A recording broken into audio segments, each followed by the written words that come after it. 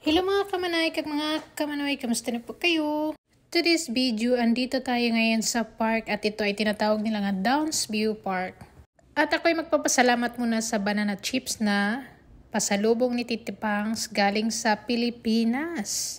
Ngayon is Sunday at naisip namin mag-park kasi tatatapos lang namin magsimba. Syempre kailangan din mag-fresh air. At sa ilalim kami ng puno na tinatawag nila na maple leaves. Napakaganda ang panahon, mainit at mahangin. So hindi siya masyadong masakit ang init sa ating panit. Ay no, sa skin.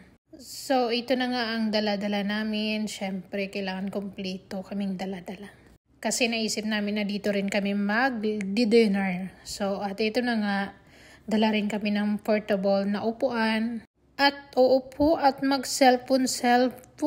Ano ba yan? Ganyan lang ang buhay talaga pag weekend.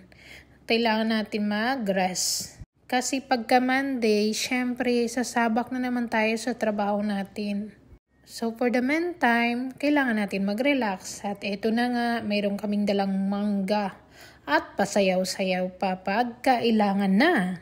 At ang mga bata, naglalaro rin. Kapag gusto rin nila maglaro, o kaya maghahabulan dyan. At kami naman, magchichismis ng mga wala dito sa amin. Joke lang! Siyempre, pinag-uusapan namin yung anong kakainin namin, ano ang i-dessert namin, at saka yung fresh air.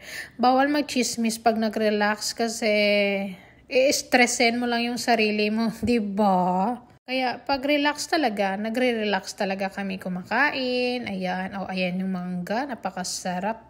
Talagang uubusin pati yung sa buto kasi sayang naman, di ba? Minsanan lang ito makakain ng mangga. At saka, kaya uubusin ng eto, mayroon kaming pipino. So, gagawin naming sausawan yan. Tingnan mo yung mga bata, hindi na kailangan yung mga scooter. Ganun na lang, yung trolley na lang. Diba? Para-paraan lang. At least masaya ang lahat. At mayroon kaming banig, napakagandang higaan at upuan. Kapag tayo ay kakain, syempre.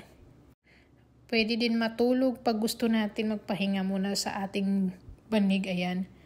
Ayan, so meron tayong mga niluto. So madali lang yan, madali lang pagluto. Mga 20 minutes done. Kaya yun, talagang masarap kasi mainit yung mga kinakain. At saka mayroon pa kaming chips na galing kay Tita Pang. So have a great day!